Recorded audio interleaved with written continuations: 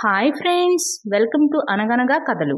ఈరోజు చెప్పే కథను చూడండి. నచ్చితే లైక్ చేయండి, షేర్ చేయండి, కామెంట్ చేయండి. సబ్స్క్రైబ్ చేసుకోకపోతే ప్లీజ్ సబ్స్క్రైబ్ చేయండి. అలాగే నోటిఫికేషన్ కోసం పక్కనే ఉన్న బెల్ ఐకాన్ ప్రెస్ చేయండి.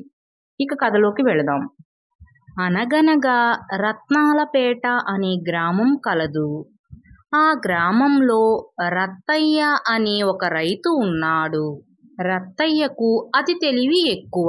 తన అతి తెలివితేటలతో మనుషులను మోసం చేస్తూ ఉండేవాడు. ఒకరోజు పక్క గ్రామానికి చెందిన కనకయ్య తన పొలంలో పండిన చిలకడ దుంపలను బండికి వేసుకుని అమ్మడానికి రత్నాలపేట వచ్చాడు. కనకయ్య తన కర్మ కొద్దీ రత్తయ్యకు ఎదురుపడ్డాడు. చిలకడ దుంపల్ని ఎంతకిస్తున్నావేంటి అంటూ బేరమాడడానికి వచ్చాడు రత్తయ్య.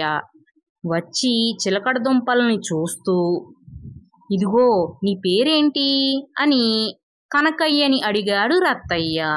అయ్యా, నా పేరు కనకయ్య, మాది రామాపురం అంటూ తన గురించి చెప్పాడు కనకయ్య. ఇదిగో కనకయ్య, బండి మొత్తం తీసుకుందాం అనుకుంటున్నా, ఎంతకిస్తావు అన్నాడు రత్తయ్య.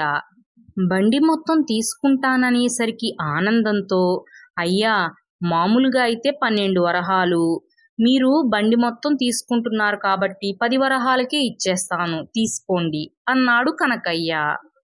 సర్లే కనకయ్య, నువ్వు అడిగినంత ఇచ్చేస్తాను, నీ కష్టం నాకేమీ వద్దు అంటూ 10 వరహాలు కనకయ్యకి ఇచ్చి, ఇక నువ్వు కిందకి దిగితే నేను బండి తీసుకుని వెళ్ళిపోతాను అన్నాడు రత్తయ్య. నేను బండి దిగడం ఎందుకు?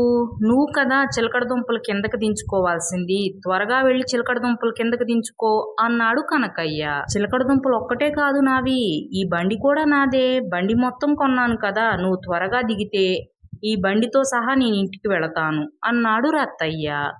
నేను బండి నమ్మలేదు, బండిలో ఉన్న చిలకడ దుంపలు మాత్రమే అమ్మాను, ఈ బండి నాదే అన్నాడు కనకయ్య. కాదు, ఈ బండి నాదే, నేను కొనేటప్పుడు ఏమని చెప్పాను? బండి మొత్తం ఎంతకిస్తావని అడిగాను. నువ్వు 10 వరహాలు అన్నావు, నేను 10 వరహాలు ఇచ్చేశాను, అంటే ఈ బండంతా నాదేగా, అందుకే నువ్వు త్వరగా బండి దిగితే నేను నా బండిని వేసుకుని వెళ్ళిపోతాను అన్నాడు రత్తయ్య. ఇది మోసం, నేను బండి అమ్మలేదు, బండి మొత్తం ఎంత అంటే బండిలో ఉన్న చిలకడ దుంపలు మొత్తం అనుకున్నాను, అందుకే 10 వరహాలు అన్నాను. అయినా 10 వరహాలకి బండి మొత్తం ఎక్కడైనా వస్తుందా?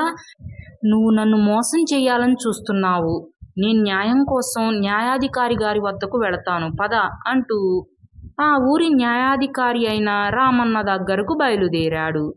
ఆ పద, నాకేమైనా భయమా?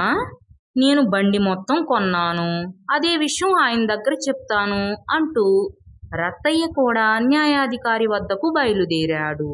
రామన్న చాలా తెలివిగలవాడు, అలాగే మంచివాడు కూడా. ఊళ్ళో ఎవరికి అన్యాయం జరిగినా చూస్తూ ఊరుకునేవాడు కాదు, వారికి న్యాయం జరిగేలాగా చూసేవాడు. అలాంటి రామన్న వద్దకు వచ్చి జరిగిందంతా చెప్పాడు కనకయ్య. ఇప్పుడేమంటావు రత్తయ్య? బండి మొత్తం అంటే బండిలో ఉన్న చిలకడ దుంపలతో సహా అనా నీ అర్థం అన్నారు రామన్న. అంతే కదా రామన్న గారు, బండి మొత్తం అంటే బండి మీద ఏముంటే అవన్నీ అని కూడా అర్థం కదా అన్నాడు రత్తయ్య. ఆలోచిస్తుంటే నువ్వు చెప్పింది కూడా నిజమే అనిపిస్తుంది రత్తయ్య. బండి మొత్తం అంటే బండిలో ఉన్నవన్నీ నీవే. సరే రత్తయ్య, బండితో పాటు బండిలో ఉన్నవన్నీ తీసుకుని వెళ్ళిపో అన్నారు రామన్న గారు. అయ్యా, మీరన్నా న్యాయం చెప్తారనుకుంటే మీరు కూడా అలాగే అన్నారా అంటూ దీనంగా రామన్న వైపు చూశాడు కనకయ్య. నేను నీకున్నానుగా, నువ్వేమీ భయపడకు అన్నట్లుగా కనకయ్య వైపు చూసి సైగ చేశారు రామన్న గారు. ఇక కనకయ్య ధైర్యం తెచ్చుకుని అలా చూస్తుండిపోయాడు. ఇంతలో రత్తయ్య బండి తీసుకుని వెళుతూ ఉండగా, రత్తయ్య, ఇక్కడే కనకయ్యని వదిలేసి వెళ్ళిపోతున్నావేంటి? కనకయ్యని కూడా తీసుకుని వెళ్ళు అన్నారు రామన్న గారు. కనకయ్యని నేను తీసుకువెళ్ళటమేంటి అని అనుమానంగా అడిగాడు రత్తయ్య.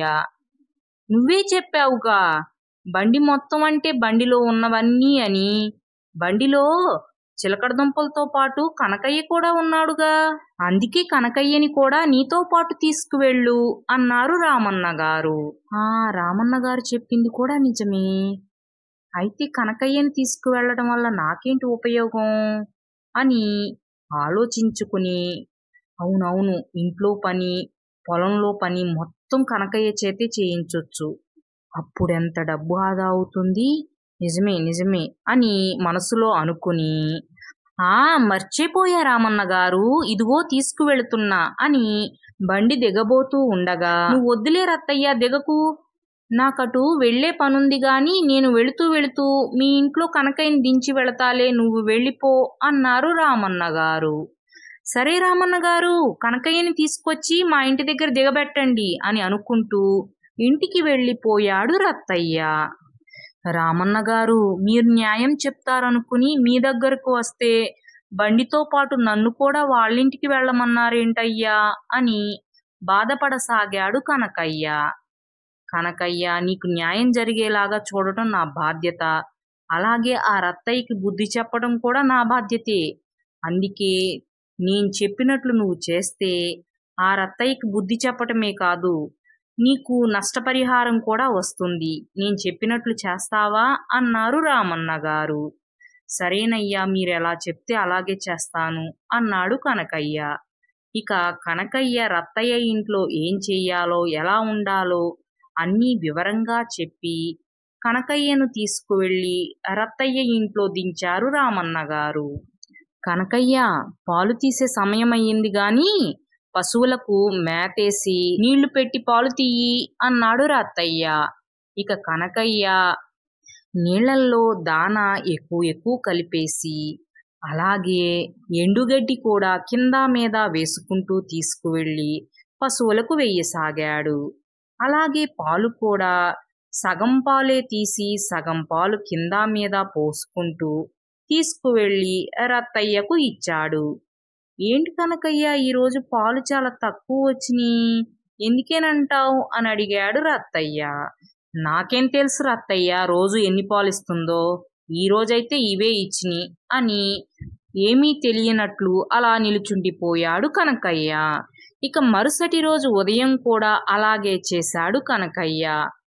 పాలు తీసిన తరువాత, కనకయ్య, ఈరోజు సీతయ్య మన బండిని బాడుగకి అడిగాడు, నువ్వు సీతయ్య పొలానికి వెళ్ళి అక్కడ ఒడ్లన్నీ బండికెక్కించుకుని వాళ్ళింటికి తీసుకువెళ్ళి దించేసిరా అని కనకయ్యని పొలం పంపించాడు రత్తయ్య. కాసేపటి తరువాత ఆ సీతయ్య హడావుడిగా రత్తయ్య దగ్గరకు వచ్చి, రత్తయ్య రత్తయ్య, ఎలాంటి పనివాణ్ణి పంపించావు? వాడు దారి పొడుగుతా బస్తాలన్నీ కింద పడేసుకుంటూ వచ్చాడు. ప్రతి బస్తా చినిగిపోయి సగం ఒడ్లు నేల మీదే పడిపోయినాయి. దానివల్ల నాకెంత నష్టం జరిగిందో తెలుసా? ఆ నష్టమంతా నువ్వే చెల్లించు అని రత్తయ్య మీద అరవసాగాడు సీతయ్య. అలా కొంత గొడవ జరిగిన తరువాత ఇక చేసేది లేక సీతయ్య నష్టాన్ని రత్తయ్య చెల్లించేశాడు. అలా ఒక 4 రోజులు రత్తయ్య ఇంట్లోనే ఉన్నాడు కనకయ్య. అయితే ఆ 4 రోజులు ఇలాగే చేసి రత్తయ్యకి చాలా నష్టం వచ్చేలాగా చేశాడు కనకయ్య. అమ్మో, ఈ కనకయ్య నా ఇంట్లో ఉంటే లాభమేమో గాని నష్టం ఎంత వస్తుందో, అందుకే వెంటనే ఈ కనకయ్యని నా ఇంటి నుంచి పంపించేయాలి అని అనుకుని, కనకయ్య కనకయ్య, నీ బండిని తీసుకుని నువ్వు ఇక్కడి నుంచి వెళ్ళిపో అన్నాడు రత్తయ్య. అలా ఎలా వెళ్ళిపోతానయ్యా? నువ్వు నన్ను నా బండిని కొనుక్కున్నావు కదా, నేనిక్కడే ఉండాలిగా, నేనెక్కడికి వెళ్ళను అన్నాడు కనకయ్య. ఇక చాలు కనకయ్య, నువ్వు నా ఇంట్లో ఉంటే నా ఆస్తి మొత్తం ఇక అమ్మేసుకోవాల్సిందే. అందుకే నీకిచ్చిన 10 వరహాలే కాకుండా ఇంకొక 10 వరహాలు ఇస్తాను. ఆ 10 వరహాలతో పాటు నీ బండి తీసుకుని నువ్వు ఇక్కడి నుంచి వెళ్ళిపో, నీకు దండం పెడతాను అన్నాడు రత్తయ్య. అదంతా నాకు తెలియదు రత్తయ్య గారు, నన్ను కొనుక్కున్నారు, నేను ఇక్కడే ఉండాలి, అదే తెలుసు. కావాలంటే రామన్న గారి వద్దకు వెళదాం పదా, ఆయనే న్యాయం చెప్తారు అన్నాడు కనకయ్య. సరే పద అని రామన్న గారి వద్దకు వచ్చారు రత్తయ్య కనకయ్య. ఏంటి రత్తయ్య నువ్వు చెప్పేది? ఇప్పుడు వెళ్ళిపోమ్మంటే కనకయ్య ఎక్కడికి వెళతాడు? కనకయ్యని నువ్వే కదా కొనుక్కుంది. అంటే కనకయ్యని నీ దగ్గరే ఉంచుకోవాలి. అందుకే కనకయ్య ఎక్కడికి వెళ్ళడు, నీ దగ్గరే ఉంటాడు అని అన్నారు రామన్న గారు. రామన్న గారు బుద్ధి తక్కువయ్యి కనకయ్యని మోసం చెయ్యాలనుకున్నాను. నా తప్పుని క్షమించి నన్ను వదిలేయమని చెప్పండి రామన్న గారు అన్నాడు రత్తయ్య. ఇదిగో రత్తయ్య, నీ నోటితో నువ్వే తప్పు చేశానని ఒప్పుకున్నావు. కాబట్టి తప్పుకి పరిహారంగా కనకయ్యకి 100 వరహాలు చెల్లించు అని జరిమానా విధించారు రామన్న గారు. ఇక రత్తయ్య 100 వరహాలు చెల్లించి అక్కడి నుంచి బాధగా వెళ్ళిపోయాడు. రామన్న గారు మీకు చాలా ధన్యవాదాలండి అని రామన్న గారికి ధన్యవాదాలు తెలుపుకుని అక్కడి నుంచి వెళ్ళిపోయాడు కనకయ్య. ఫ్రెండ్స్, ఈ కథ మీకు కూడా నచ్చిందనే అనుకుంటున్నాను. Thanks for watching. మరో మంచి కథతో మళ్ళీ కలుద్దాం. అప్పటి వరకు సెలవు. Take care. బాయ్.